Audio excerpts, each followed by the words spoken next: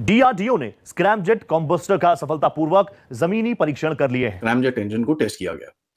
ये test 120 second तक किया गया और इसके अंदर जो मटेरियल्स और जिस तरह की कोटिंग, दुनिया के हवाले से ये लेगेसी छोड़ना चाहते हैं कि yes, India is big, India is different, India is new, India is relevant, India is technologically updated, the world it is updating it's impressions about India. Narendra Modi जो है वो, सो ये सारी चीजें वो कर रहे हैं। देखें, उनको प्रेस्टीज ही मिली ना, उनको और क्या मिला? प्रेस्टीज मिली, उनको ये तासुर मिला कि भाई साहब देखो हम इन चीजों में जा सकते हैं। देखिए, जैसे हमने देखा है जून 2023 में एक मेमोरेंडम ऑफ अंडरस्टैंडिंग साइन किया गया था between India and America for the supply of F404 engine and technological transfer of F414 engine as well. और आज आपने देखा है कि 18 महीने हो गए, अमेरिका अपने इंजन नहीं दे रहा। Stop thinking about India the way you were thinking in the past. जो माजी में आप सोच रहे थे वो सोचना प्लीज बंद कर दें, सोचना बंद कर दें। वो इसी वक्त कुंभ मेला भी हो रहा है। अब कुंभ मेला जो है उसका इंटायरली एक डिफरेंट एंगल है और पूरी दुनिया से लोग वहाँ पर पहुँच रहे हैं। Spiritualism, enlightenment and meditation, yoga, इसके जितने भी इल्म है इसके अंदर, तांत्रिक भी शामिल कर लें, कुछ भी कर लें शामिल, वो सब में भी टॉप पर है भारत। और उसी के पैरेलल हम देखते हैं कि वो साइंस, टेक्नोलॉजी, एजुकेशन, इकोनॉमी में भी टॉप पर है।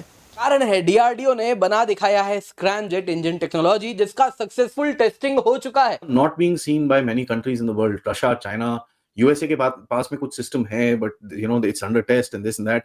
सो will be one of the pioneers in the world और ये एक बहुत बढ़िया चीज है। It's gonna be part of a BrahMos 2.0।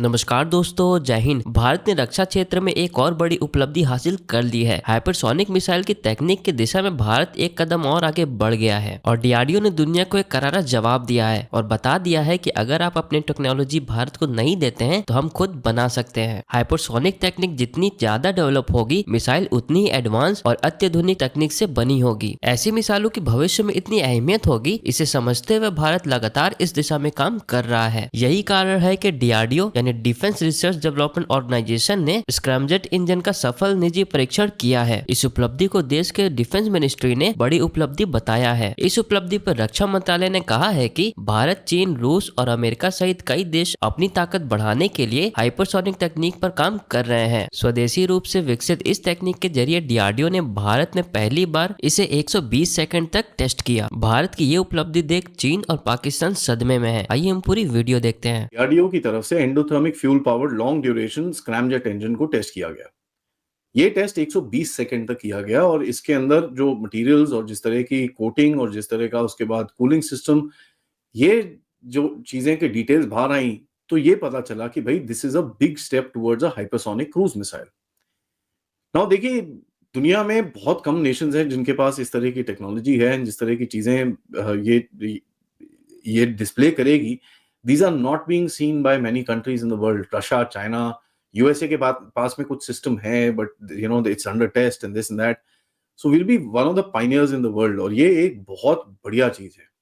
Information ये है कि इसके अंदर थर्मल बैरियर कोटिंग है, which is basically demonstrated in the test और उसका एक which basically takes care of the heat distribution in the engine.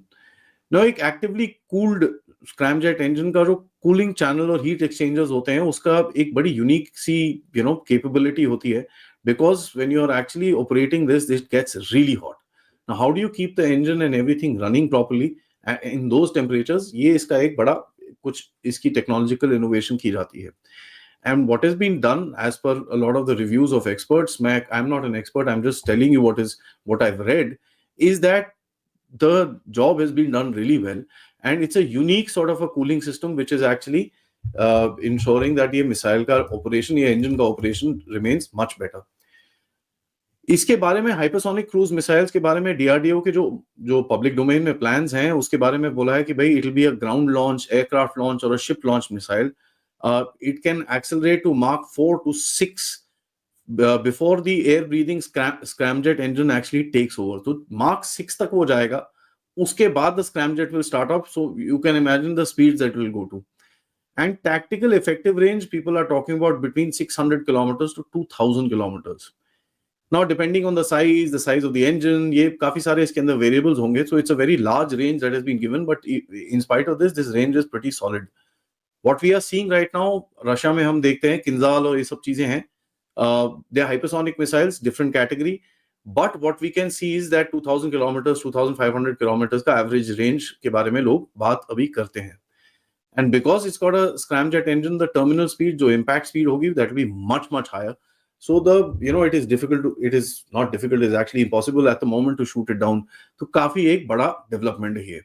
These are air breathing engines. For the first time, DRDL जो एक industry partner है DRDO का, उसने ये जैसे मैंने आपको बताया cooling का एक system special बनाया है, easy ignition के ऊपर काफी काम करा है.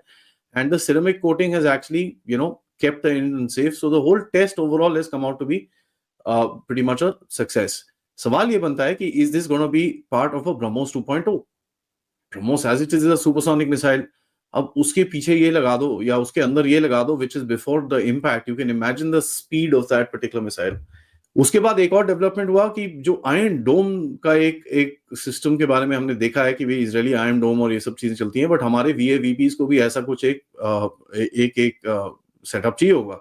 इकोनॉमिक एक्सप्लोजिव्स प्राइवेट लिमिटेड करके एक कंपनी है, इन्होंने एक भार्गवास्त्र एक कुछ चीज बनाई है which is basically like Iron dome.